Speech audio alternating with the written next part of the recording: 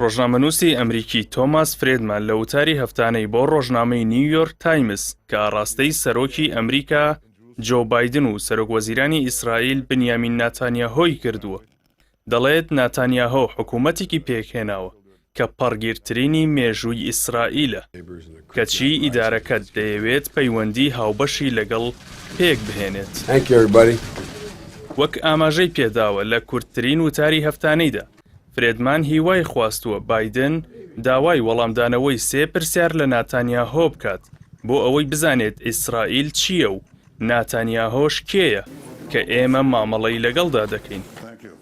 نووسەر 3 پرسیارەکەی بە شێوەی گوتار ئاڕاستەی ناتانیاهۆ دەکات و بیری دەخاتەوە کە ڕێکەوتنی پێکهێنانی حکوومەتەکەت کە یەکەم جارە لە مێژووی ئیسرائیلدا ڕوودەدات کە دیاری کردووە کەناری خۆرئاوا بە ئیسرائیلەوە بلکێنێت یەکێکە لە ئامانجەکانی کە چی پێشتر پشتیوانیت لە نەخشەی سەرۆکی پێشوو ترامپ کرد بۆ ئاشتی لە خۆرهەڵاتی ناوەڕاستدا کە داوای دابەشکردنی کەناری خۆرئاوا دەکات و لە 30 دەداتە ئیسرائیل و لە 70 بۆ دەوڵەتی فەڵەستین دیاری دەکات، ئەوەش لەگەڵ زەمانەتی ئاسایشی توندە.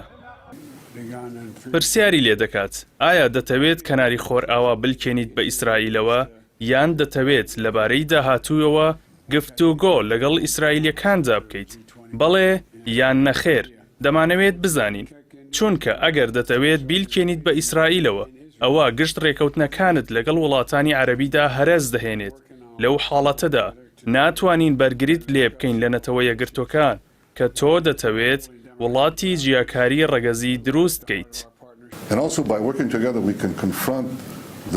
پرسیاری دووەمیش لەسەر بنەمای بەرنامەی ئەتۆمی ئێران و پەرەپێدانی پەیوەندیەکانیەتی لەگەڵ وڵاتانی عەرەبیدا کە بیری دەخاتەوە لە کۆبوونەوەی یەکەمی حکوومەتەکەیدا لە کانونی یەکەمی ڕابردوودا ڕایگەیاندبوو. ئەوە لە یەکەمین کاری حکوومەتەکەیەتی.